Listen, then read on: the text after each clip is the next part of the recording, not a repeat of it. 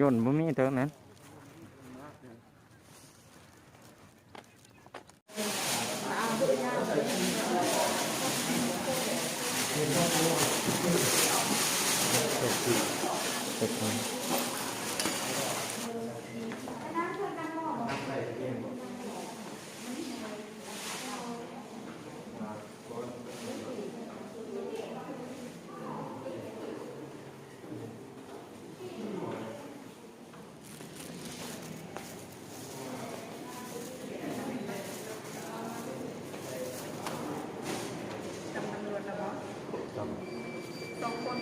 นั่นแหละ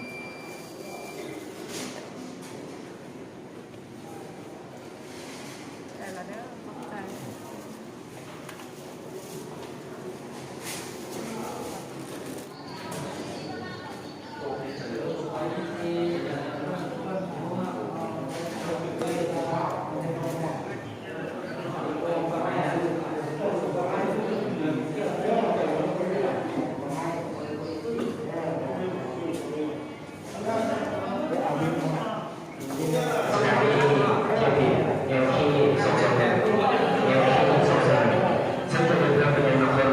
เดี๋ยวเที่ยวเดียวนั่นตัวนี้เนาะ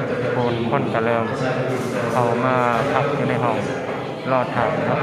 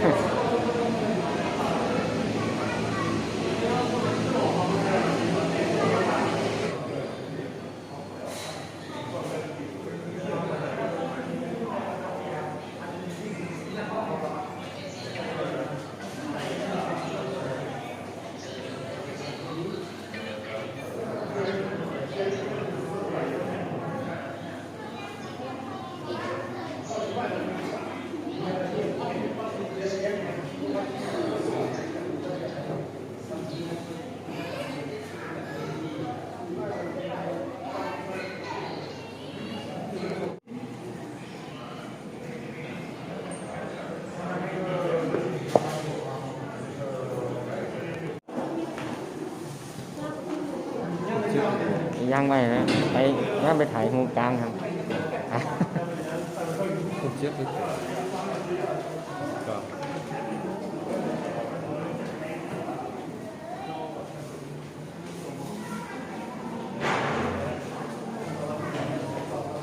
ไปก่อนนั่นนะไปถ่ายรูปเลยเนาะ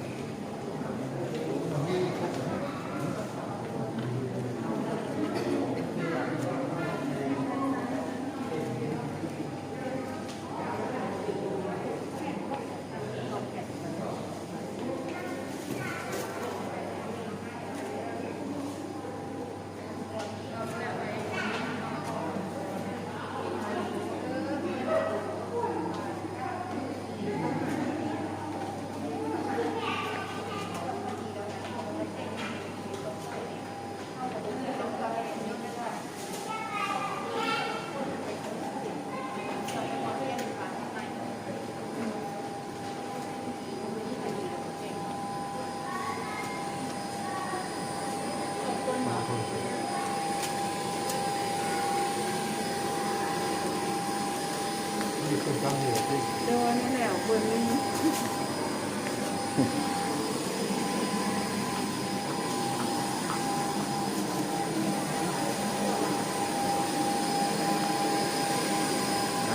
ขึ้นย่นมาเลย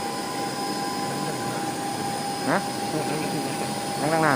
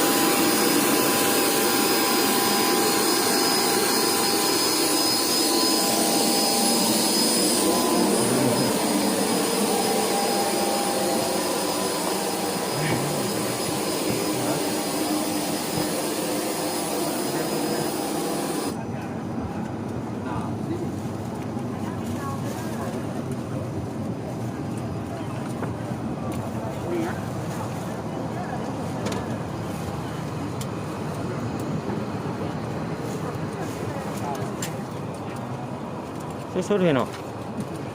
อ่าสุดๆเลยเห็นวิวอ่ะเนาะ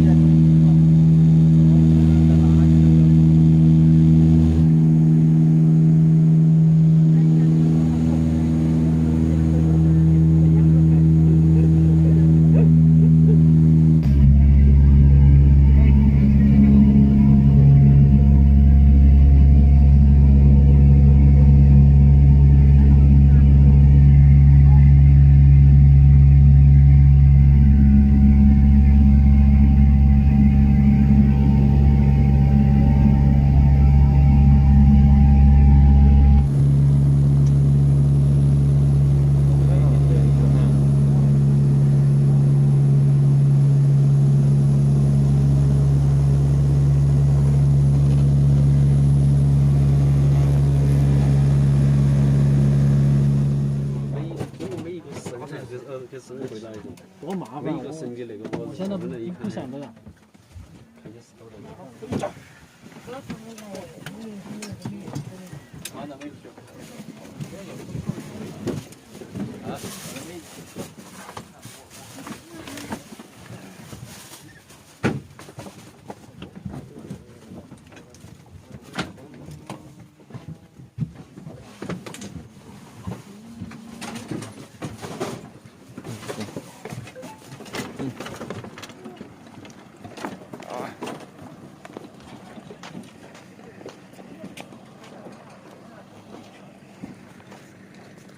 โอเคคุณผู้ชมถือว่าฮอตแล้วเนาะ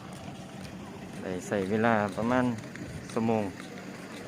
หนึ่งนะมาฮอตนครหลวงเวียงจันทร์ละว้ายกว่าจะฮอตเนาะถือว่าครั้งแรกในชีวิตในการขึ้นยนต์นะก็คือเป็นประสบการณ์หนึ่งเนาะคือว่าใครได้ขึ้นยนต์ใหม่ๆก็คอมเมนต์มาเนาะว่าอาการเป็นอะไรแต่ว่าคือไปก็ถือว่าก็พอได้อยู่เนาะ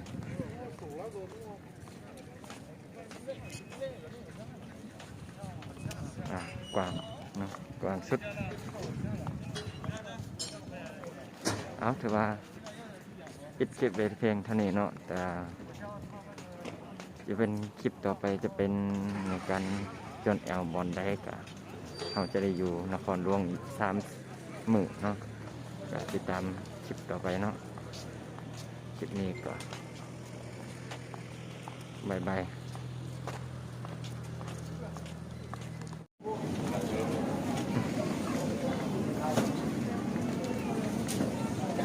นี่แม่นะแจกอันนั้นกว่าวุฒิจิ๋วเลย 오케이. นี่เหรอแม่นี่เนาะเอานี่